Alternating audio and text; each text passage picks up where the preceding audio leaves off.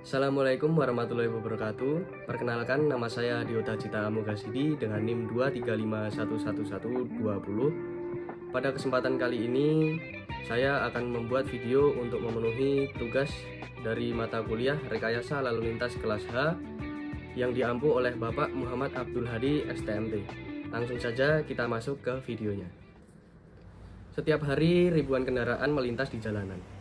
Tapi di balik rutinitas itu ada potensi bahaya kecelakaan yang selalu mengintai. Kecelakaan bisa terjadi kapan saja, di mana saja, dan kepada siapa saja. Tidak peduli seberapa hati-hati kita, lingkungan lalu lintas yang kompleks selalu menyimpan resiko. Lalu apa penyebabnya? Untuk menjawabnya, kita perlu memahami 4 komponen utama dalam sistem lalu lintas. Kita masuk pada komponen yang pertama. Komponen pertama dan yang paling dominan, yaitu pengguna jalan itu sendiri. Mereka adalah manusia yang menjalankan kendaraan, berjalan kaki, ataupun menggunakan transportasi umum. Menurut WHO, hingga 90% kecelakaan di negara berkembang terjadi karena kesalahan manusia itu sendiri. Artinya, mayoritas kecelakaan sebenarnya bisa dicegah. Contohnya, di Kabupaten Sleman sendiri, dalam 4 bulan pertama, tahun 2024 tercatat 713 kasus kecelakaan. Sebanyak 53 orang meninggal dunia dan sebagian besar korban adalah pengendara sepeda motor.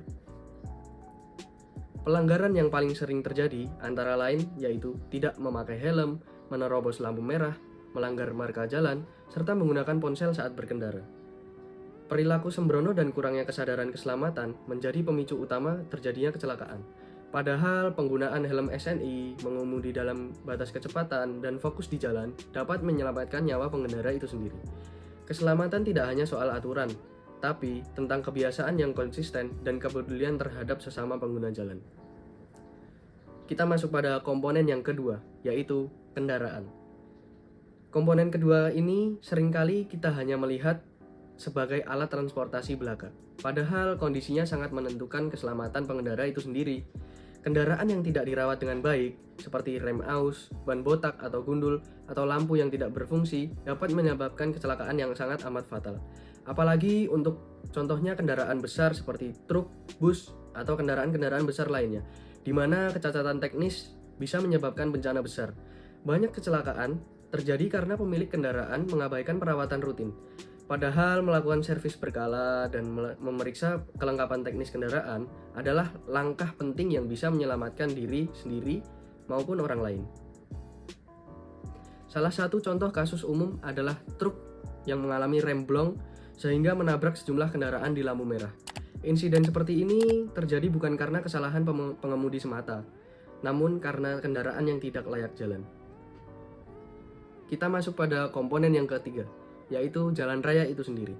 Infrastruktur jalan raya yang baik sangat berperan dalam mencegah kecelakaan.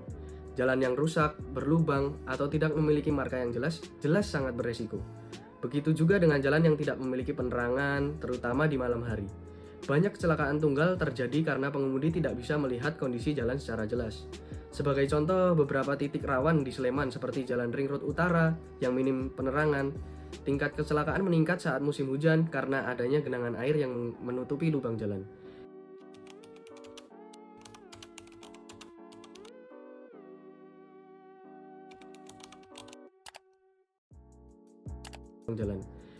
Hal ini sangat menunjukkan pentingnya perawatan dan pengawasan secara berkala pada kondisi jalan raya. Selain kondisi fisik, desain jalan juga penting. Tikungan tajam tanpa rambu, perempatan yang tidak dilengkapi dengan lampu lalu lintas, atau zebra cross yang tidak terlihat jelas semuanya meningkatkan resiko kecelakaan. Kita masuk pada komponen yang keempat. Komponen yang terakhir ini merupakan kontrol lalu lintas.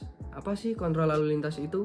Nah, kontrol lalu lintas meliputi hal-hal seperti rambu lalu lintas, lampu lalu lintas, marka jalan, dan sistem pengawasan seperti kamera atau patroli polisi. Sebenarnya fungsi utama kontrol ini adalah untuk mengatur alur pergerakan kendaraan dan pengguna jalan agar tertib dan aman. Namun kontrol hanya akan efektif jika dua hal dipenuhi. Yang pertama adalah sistem bekerja dengan baik, dan yang kedua, pengguna jalannya patuh. Sangat banyak kecelakaan terjadi bukan karena lampu lalu lintas yang tidak ada, tetapi karena dilanggar oleh penggunanya. Rambu-rambu sering diabaikan, marka jalan tidak dipatuhi, bahkan ada yang sengaja mematikan lampu kendaraan agar bisa menghindar dari pantauan kamera di malam hari.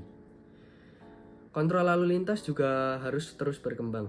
Misalnya penggunaan smart traffic light berbasis sensor untuk mengatur lalu lintas secara dinamis, atau sistem pengaturan pemantauan berbasis AI untuk mendeteksi pelanggaran. Kesimpulan yang dapat diambil dari video yang telah saya sampaikan, sistem lalu lintas merupakan sebuah ekosistem. Setiap komponen saling mempengaruhi. Jika satu saja gagal berfungsi dengan baik, maka keseluruhan sistem akan terganggu. Namun, dari keempat komponen yang telah saya sampaikan, pengguna jalan tetap menjadi penentu utama karena pada akhirnya manusialah yang mengambil keputusan. Apakah akan patuh atau akan dilanggar? Kendaraan bisa dicek, jalan bisa diperbaiki, sistem kontrol bisa ditingkatkan, tapi bila pengguna kendaraan tidak sadar akan tanggung jawabnya, maka kecelakaan tetap akan terjadi. Keselamatan lalu lintas merupakan hasil kolaborasi, tidak hanya diserahkan ke pemerintah, polisi, atau insinyur jalan. Kita semua harus terlibat. Mulailah dari hal yang sederhana, memakai helm SNI, menyalakan lampu, mematuhi rambu, dan jangan mengemudi dalam keadaan lelah atau tergesa-gesa. Jadikan keselamatan sebagai budaya, bukan hanya sekedar kewajiban. Keselamatan lalu lintas bukan tanggung jawab satu pihak, tapi tanggung jawab bersama. Mari kita jaga nyawa kita dan orang lain, mulai dari jalan yang kita lintasi setiap hari. Semua dimulai dari kita.